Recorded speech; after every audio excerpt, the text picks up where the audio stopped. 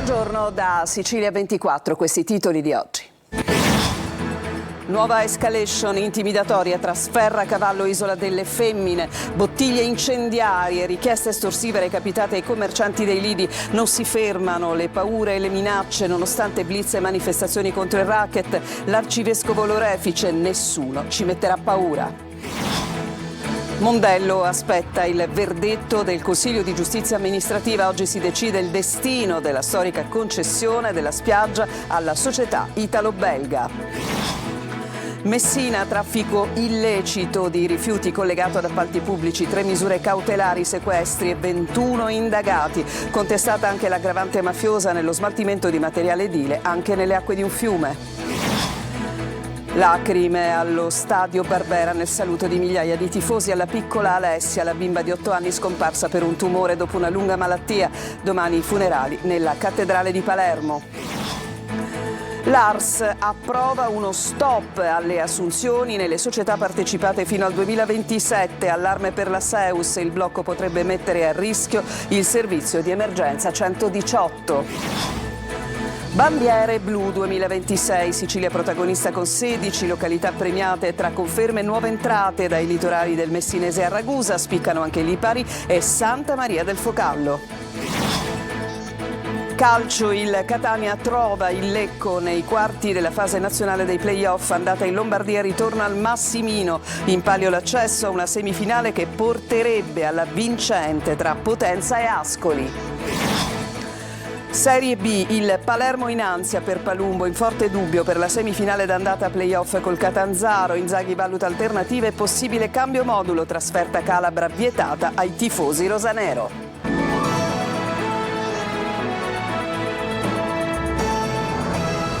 Ben trovati, apriamo il nostro telegiornale, andiamo nel Palermitano. Ci sono state nuove intimidazioni a Sferracavallo, sono stati presi di mira questa volta i lidi balneari. Ieri intanto la vicinanza dell'arcivescovo Lorefice alla borgata Maglioviola. I blitz da una parte, le manifestazioni e le fiaccolate dall'altra non fermano le intimidazioni. Anche la scorsa notte bottiglie piene di liquido infiammabile e richieste estorsive sono state recapitate negli esercizi commerciali della borgata. Ad essere presi di mira stavolta sono stati i gestori dei lidi, e non solo a Sferracavallo, su tutto il litorale fino a Isola delle Femmine. Dalle prime ricostruzioni si è trattato di bottigliette contenenti benzina con sopra incollato un foglio di carta a quadretti con la scritta inequivocabile 5.000 euro. Noi siamo fatti per la libertà, per realizzarci nel lavoro e per riconoscere la dignità di tutti. Quindi chiediamo questo oggi anche alla Vergine Maria, che ci dia questa capacità, questa forza di sollecitare sempre di più anche le istituzioni, ma noi siamo istituzione. Intimidazioni simili erano state fatte nei giorni scorsi ai commercianti di Sferracavallo. Ad altri il messaggio era stato fatto arrivare con colpi di mitra, fucile e pistole contro le attività commerciali. Ieri sera intanto nella borgata è stata inscenata una manifestazione. Si è trattato di una processione guidata dall'arcivescovo di Palermo, Monsignor Corrado Lorefice. Nessuno ci metterà paura, questo deve essere chiaro, aveva detto l'alto prelato, ma la risposta è arrivata subito dopo con le nuove intimidazioni. Il corteo di ieri sera ha attraversato la borgata, 8 stazioni come una vera e propria via Crucis, e fra queste il ristorante al Brigantino bersagliato da colpi di Kalashnikov la notte fra il 24 e il 25 aprile. La situazione ormai è insostenibile. Dopo Sferracavallo vengono presi di mira anche i lidi di Isola delle Femmine. Non è più accettabile, dicono Luca Sbardella, il commissario di Fratelli d'Italia in Sicilia, il senatore Raul Russo e la segretaria della Camera, capogruppo in Commissione Giustizia, Carolina Varchi. È fondamentale garantire sicurezza e tutela agli imprenditori, aggiungono, sollecitando interventi radicali. E intanto è attesa nelle prossime ore la decisione del Consiglio di Giustizia Amministrativa sulla gestione della spiaggia di Mondello a Palermo. Potrebbe tornare libera o potrebbe restare per un altro anno in gestione della società italo-belga. Stanotte intanto il sit-in degli attivisti di Controcorrente con Ismaele Lavardera. Luca Ciliberti. Mondello alle ore contate, a breve si capirà che destino avrà la spiaggia più amata dai palermitani. È attesa infatti per queste ore la decisione del Consiglio di Giustizia Amministrativa sulla richiesta di sospensione cautelare della decadenza della concessione, richiesta a sua volta dall'assessorato regionale al territorio che la società italo-belga detiene da più di 100 anni. Il problema sarebbe quello di garantire l'ordine pubblico. Siccome non si sa, la Regione e il Comune non sono stati in grado di dare un'alternativa per evitare il periculum, quindi l'ordine pubblico, il disastro, la gente che in qualche modo non sappia cosa fare, in questo momento è meglio in questo momento sospendiamo e capiamo e mettiamo in mano la Italo-Belga. Sì. Ma siccome in questo periodo sia il sindaco di Palermo, mio avversario politico con cui abbiamo avuto diversi scontri, sia l'assessore Savarino, mia avversaria politica con cui abbiamo avuto diversi scontri, ma a cui riconosco a entrambi che hanno presentato un piano dettagliato. Noi siamo arrivati anzitutto per i tornelli, per i recinti che c'erano, per contestarli, e li abbiamo fatti togliere in tutta la regione Sicilia, in tutte le spiagge siciliane, e poi però è emerso molto di più, sono emerse le ambiguità, insomma i rapporti molto molto pericolosi della società italo-belga con soggetti particolari e con famiglie mafiose. Due gli scenari che si prospetterebbero. Il primo, se il CGA confermerà la decisione del TAR, la revoca della regione resterà valida.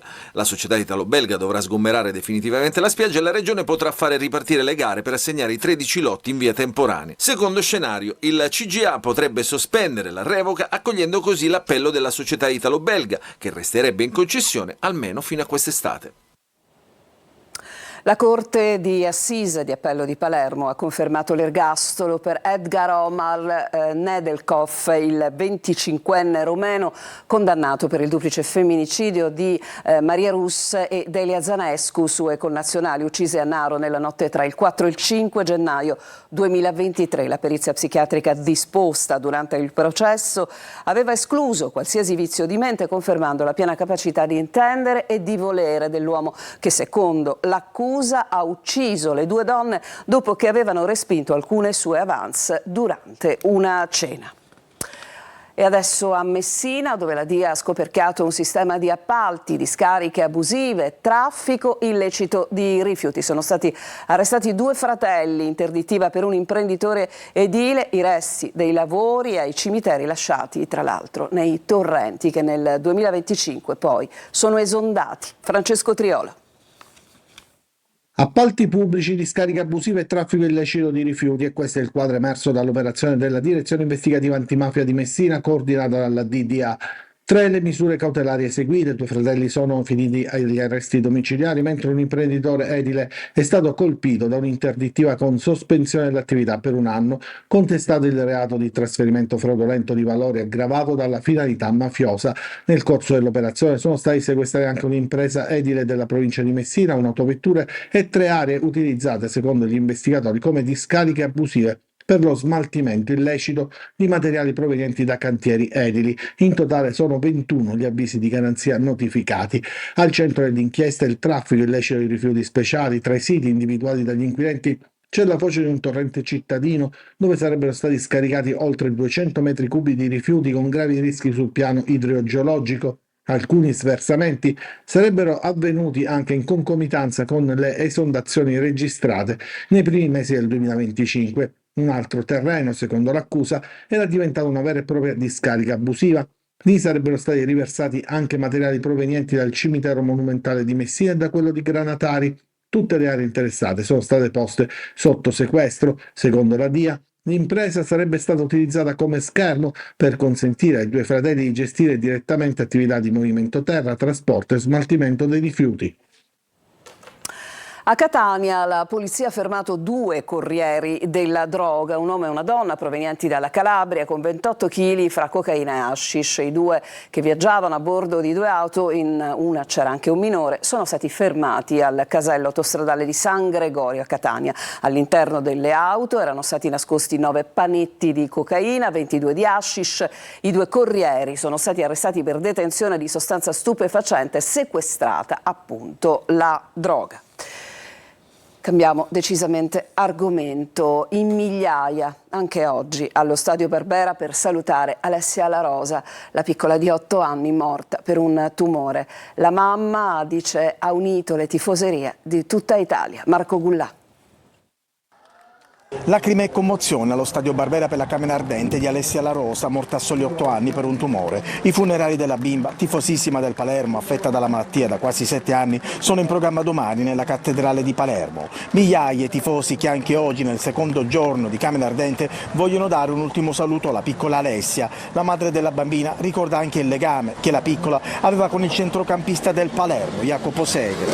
Per lei il Palermo nasce dal suo amichetto Joshua, che non era a conoscenza, quindi Joshua l'ha portata qua in curva nord e lei se ne è subito innamorata, e tutte le volte che prima entrava con Jacopo poi mi diceva: mamma mia, io non posso rimanere in tribuna, devo ritornare dalla mia curva. Lei si arrabbiava se qualcuno mi facesse fare il coro, quindi lei prendeva quel megafono e doveva fare dei cori. A lei piaceva fare tanto questo. Presente anche il presidente del Palermo Dario Miri, che nel ricordare Alessia ha detto: la chiamavano la guerriera, ha dato una lezione di dignità a tutti, guardava in faccia la morte e non abbassava mai lo sguardo. E si svolgeranno oggi alle 16 nella chiesa madre di San Giovanni la Punta nel catanese i funerali di Suor Nadir Santos da Silva, morta annegata a Vaccarizzo nel tentativo di salvare alcune consorelle carmelitane. Il gesto compiuto da Suor Nadir, ha detto l'arcivescovo di Catania Renna, che oggi presiederà la messa, parla da sé, racconta una vita vissuta nel dono e nel servizio. A Palermo Giovanni Zarbo, 40 anni, è morto nel reparto di terapia intensiva dell'ospedale civico, dove era ricoverato dopo un incidente stradale del 27 aprile all'altezza dell'aeroporto di Bocca di Falco. L'uomo è deceduto dopo 18 giorni di ricovero. E ancora a Catania era stata colpita con un pugno in faccia sabato scorso mentre soccorreva un'amica che si era sentita male nella discoteca di via Zolfatai. Dopo la denuncia della famiglia, che aveva affidato ai nostri microfoni lo sfogo del padre, i carabinieri hanno identificato e denunciato per lesioni l'aggressore, un 25enne di origini straniere che aveva litigato con la ragazza per una bottiglietta di acqua. La donna di 32 anni ha riportato la frattura scomposta del naso, alcuni punti di sutura e una prognosi di 40 giorni, ha anche subito un intervento chirurgico. Idrocarburi non metanici 3 volte sopra il limite massimo è il dato che emerge dai campionamenti effettuati dall'ARPA a Siracusa. Dopo l'aria irrespirabile di ieri mattina, tutto sarebbe stato determinato dal vento in direzione città. 124 le segnalazioni giunte sull'apnose in appena 3 ore. Francesco Aloi. Che dobbiamo fare? Se lo dobbiamo assorbire basta, chiudiamo le finestre e non se ne parla più. La conferma ufficiale non c'è, ma i forti odori di idrocarburi dovrebbero essere partiti da qui. Mercoledì mattina, soprattutto a Siracusa, ci si è svegliati con un'aria irrespirabile e il pensiero è subito andato alla raffineria. Ho chiuso tutto perché non si poteva stare completamente e naturalmente dalla zona, io abito qua a Scala Greca, quindi mi è venuta proprio una ventata incredibile. Nella stazione di Belvedere, zona nord, l'ARPA ha rilevato una concentrazione oraria di biossido di zolfo di 37 microgrammi per metro cubo. Secondo gli esperti è stato proprio questo a fare percepire il cattivo odore. Da attenzionare però anche i valori degli idrocarburi non metanici. La soglia è di 200 microgrammi per metro cubo, ma alle 8, nelle stazioni di Via Gela e Pizzuta, sempre a Siracusa Nord, il valore è stato più che triplicato. Adesso non resta che capire la causa di tutto ciò. Si sente sempre, specialmente d'estate. Con il caldo si sente di più. Scarpe, accessori di abbigliamento, costumi e t-shirt falsificati, maxi sequestro di merce a Catania e alla festa padronale di Trecastagni. 2 le persone denunciate. Sentiamo Tonino De Mana. Scarpe, costumi, capi e accessori di abbigliamento sono stati sequestrati dalla Guardia di Finanza di Catania in 2 distinte operazioni anticontraffazione. In un furgone pieno di scatoloni vicino alla stazione ferroviaria, le Fiamme Gialle hanno rinvenuto un vero e proprio carico di scarpe, 780 paia per l'esattezza, denunciando anche una persona per contraffazione. Indagini sono in corso per risalire ai destinatari della merce, probabilmente ambulanti che operano nel centro storico etneo. Ed un altro sequestro si è verificato durante il mercato della festa patronale a Trecastagni. Nel mirino dei finanzieri è finito un ambulante che nel furgone sulla bancarella aveva un autentico bazar con oltre 2400 tra capi e accessori falsificati, costumi, t-shirt, sciarpe e scarpe, riportanti prestigiosi noti brand del lusso e di abbigliamento sportivi. Anche in questo caso il proprietario del furgone è stato denunciato. E adesso per le assunzioni in Sicilia fino a fine legislatura, lo stabilisce una norma approvata ieri dall'Ars, ma ci sono diverse deroghe. Dopo le amministrative il presidente della regione annuncia un vertice per verificare la tenuta della maggioranza. Manlio Viola. Stop alle assunzioni nelle società partecipate siciliane fino alla fine del 2027. Per oltre 1 anno e mezzo le aziende controllate della Regione non potranno scegliere nuovo personale. Lo dispone un emendamento alla legge di bilancio stralcio proposto dal PD e approvato ieri dall'Assemblea regionale siciliana con un voto trasversale. L'opposizione compatta e pezzi della maggioranza con voto palese hanno introdotto una norma che nasce dalle polemiche legate alle assunzioni degli ultimi mesi che portano con sé un sapore preelettorale. Non siamo contrari al lavoro e alle assunzioni, dicono dagli scranni dell'opposizione, ma visto che fra amministrative di maggio, nazionali e regionali si entra ormai in un loop preelettorale, è necessario porre un freno. La norma porta con sé diverse deroghe, possono proseguire i concorsi regionali già banditi, si può procedere con le stabilizzazioni del personale precario, deroga anche per gli enti lirici e le orchestre sinfoniche alle assunzioni degli stagionali. Ma all'indomani di questo stop scatta l'allarme lanciato da Fratelli d'Italia: non ci sono deroghe per la SEUS, la società che gestisce il 118, e il blocco delle assunzioni potrebbe mettere a rischio il servizio di emergenza-urgenza sulle ambulanze in estate. Sul fronte politico resta il tema della tenuta della maggioranza, ieri è andata sotto col voto segreto sugli aumenti dei componenti delle ex province prima e poi col voto palese in questa circostanza. Ma il presidente Schifani getta acqua sul fuoco. La maggioranza in Sicilia c'è, dice, tutto è legato al momento preelettorale che ha determinato alcune assenze da un lato e alcune tensioni interne per divisioni sul territorio dall'altro. È evidente che alla ripresa post-elettorale cercherò di registrare la tenuta della maggioranza che non può che esserci.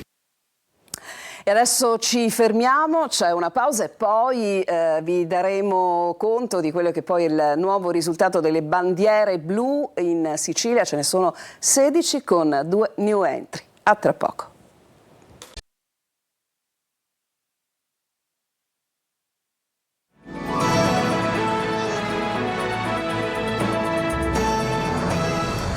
E siamo tornati in studio. La Sicilia ottiene 16 bandiere blu, new entry Lipari, alle Olie e Santa Maria del Focallo, che si trova appunto ad Ispica. Ma sentiamo Tonino De Mana. Tempo di mare e tempo di bandiere blu, riconoscimento per le località costiere che soddisfano criteri di qualità relativi a numerosi parametri, dalla validità delle acque di balneazione alla pulizia delle spiagge e gli approdi, passando per l'efficienza della depurazione delle acque reflue e della rete fognaria e dei servizi turistici. Sono 257 i comuni italiani che hanno ottenuto la bandiera blu, 11 in più rispetto al 2025. A fare la parte del leone la Toscana, che ottiene ben 35 bandiere blu. La Sicilia ne conquista 16, racchiuse però in sole 3 province, Agrigento, Messina e Ragusa. Nel messinese confermano il riconoscimento Ali Terme, Nizza, Roccalumera, Furci, Santa Teresa e Mazzeo, Taormina, litorali tra l'altro seriamente danneggiati dal ciclone Harry. New entry per il 2026 Lipari, Eolie e Santa Maria del Focallo ad Ispica nel Ragusano.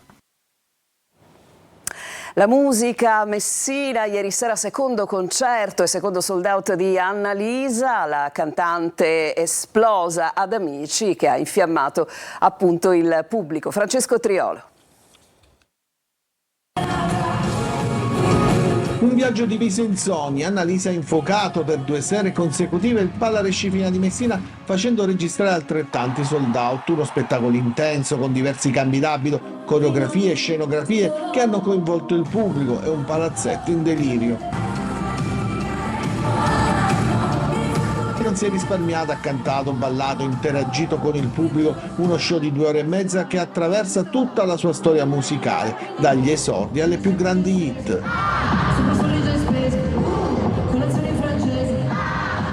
Palco la cantante esplosa da Amici viene accompagnata da 6 ballerini e 8 ballerini con ritmi incalzanti, ma anche con melodie e cover come Sweet Dreams che esaltano la sua voce.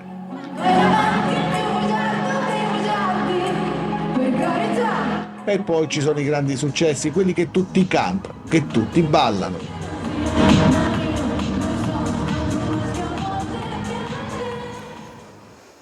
E subito dopo questo telegiornale l'appuntamento con Sicilia 24 Focus di oggi ci permetterà di saperne qualcosa in più dell'ortodonzia bioprogressiva, ovvero come curare i denti fin da bambini, a che età le prime visite e quando applicare il famoso apparecchietto ai denti. Ospite di Adelaide Barbagallo sarà il professore Sergio Sambataro, docente all'Università degli Studi di Milano e punto di riferimento per l'ortodonzia bioprogressiva in Italia.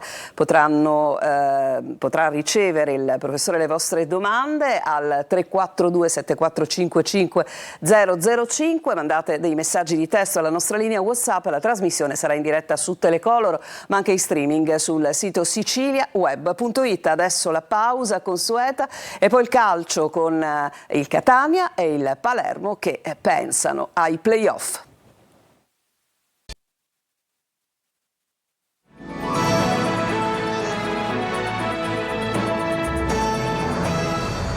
E siamo al calcio. Oggi si è tenuto il sorteggio del tabellone dei play-off di Serie C. Il Catania nei quarti sfiderà il Lecco, andata in Lombardia, ritorno al Massimino. Marco Carli. La corsa è ufficialmente cominciata. Col sorteggio di oggi il Catania conosce la sua avversaria per il secondo turno della fase nazionale dei play-off, ma anche il tabellone definitivo degli spareggi promozione. Nei quarti i rossazzurri se la vedranno con il Lecco, andata in Lombardia, Stadio Rigamonti Ceppi, ritorno al Massimino, una consuetudine che, lo vedremo, il Catania avrebbe fino all'atto finale in caso di passaggio del turno. Il Lecco, giunto quarto alla fine della stagione regolare nel girone A, si è qualificato al secondo turno della fase nazionale dei play-off grazie al doppio 1-1 con la Pianese, con un gol segnato su rigore all'ultimo secondo della sfida decisiva giocata in casa, dove appunto attende il Catania, in rete il croato Šipos, ex del match insieme al portiere Furlan.